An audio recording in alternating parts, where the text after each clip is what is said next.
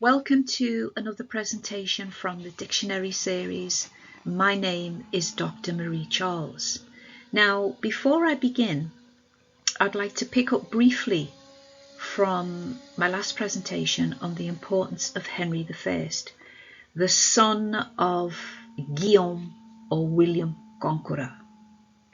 Now, this FB lineage is becoming so powerful as I continue to get deeper into part 3 of my dictionary series. Now, what's important to understand is that Henry, William's son, fathered 24 children.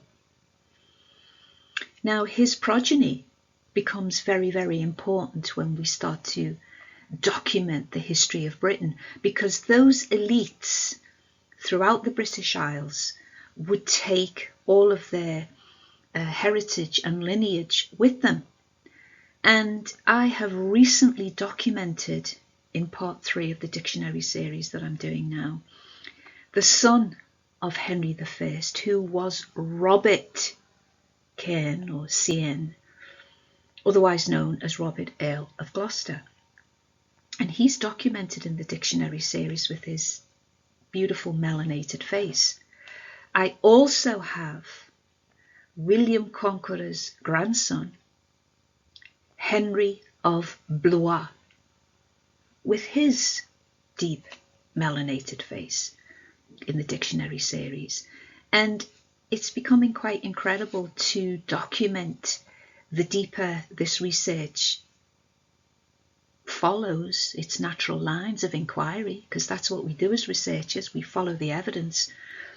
Most of the time it's heavily hidden, but we still recover it. And his lineage is documented in the dictionary series, which is incredible. Now, within that context, it's very important to focus on Dr. Clarke's seminal but simple quote that all history is a current event.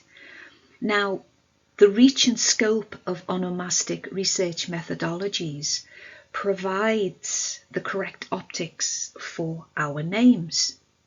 And so when we look at Jay-Z, the very famous rapper, or Sean Corey Carter, we find that the stem and root of Carter is from the Old Norse word Carter. And of course that's documented in the dictionary part 2. And Carter would then form the foundations for Cartwright.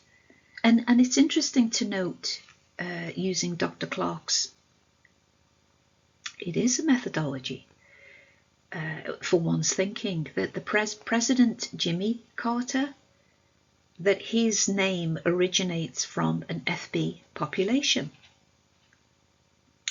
We also have found that Omar, who you see here on this slide, an incredible singer from the UK, finds his onomastic roots from Saint Omer. And he was the medieval FB French state saintly person. And this region is in North France, and it borders Belgium. And many of my listeners know that I've done quite a bit of work on Belgium and those FB populations. All of this on this particular slide is documented in part 3 that I'm currently writing. And so this is why history is so critical in our full understanding of self, as our names not only secure our identities, but they delineate quite naturally and inevitably the pathways where we are rooted and the parts that they don't like, i.e. the dominant power structure, is that they lead us to where clearly we are rooted and more importantly, our creations. That's why the subtitle of the dictionary series, The People, Places and Their Primacy, become so integrated and connected that it reveals their place, their names and their origins. And so one of my major strands is looking at the wealth of England from FB populations, and it's probably number 4 or 5 in which that heading dominates. We have to come out of this mind lock, because it is a mind lock that teaches everything starts from slavery. And this is what the dictionary series is doing. It is wiping and clearing the decks to implant documented evidence on the wealth of England. Now, recently, one of my readers of my work, DW, she sent me this image to the left, as you can see on the slide. And of course, in the true style of research, my research covers the whole of the British Isles, and immediately when I saw this image and I read it, the relevance of it became so immediate as it focused on Glasgow.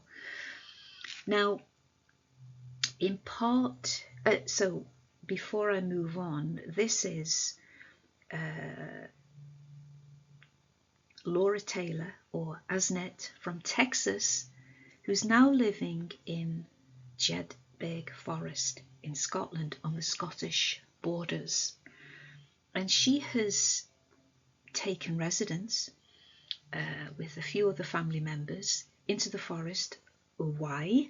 Because they are reclaiming their land. Now, we have to remember that there's a whole historical context that goes with Scotland, and I document that in the MFIT issues very, very precisely in those regions.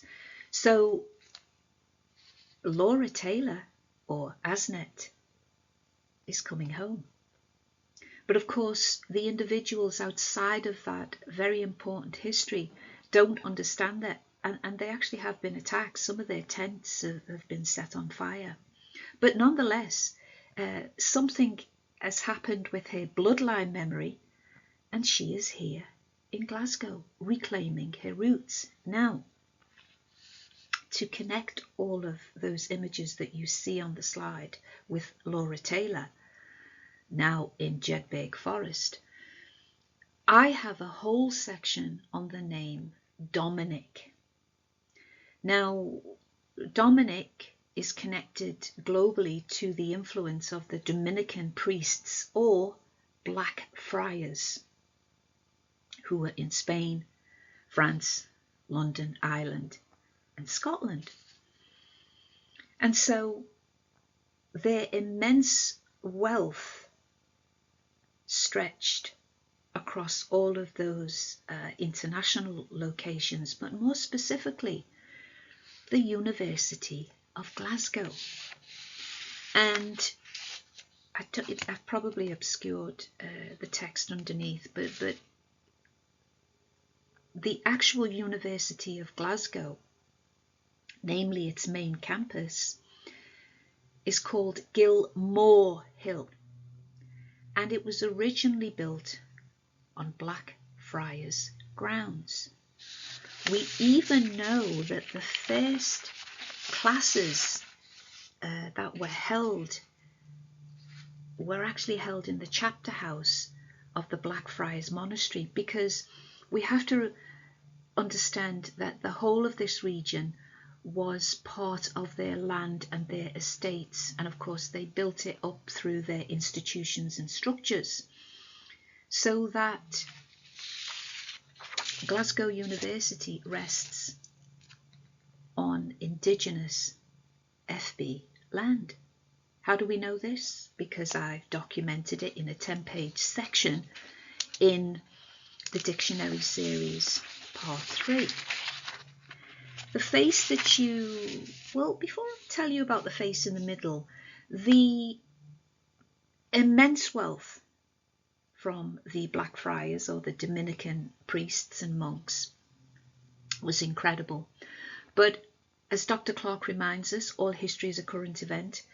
And in 2023 to 24, the annual income of the institution for Glasgow University was £950 million. Now we have to put that into our conceptual historical framework, that this is all part of the Dominicans and their land, you see. So when we look at Laura Taylor, who is literally 49 miles away, I hope that you can see the lineage and the connection. And so the face in the middle is from Hexham Abbey, 49 miles away from where Laura Taylor, or Asnet, is now located.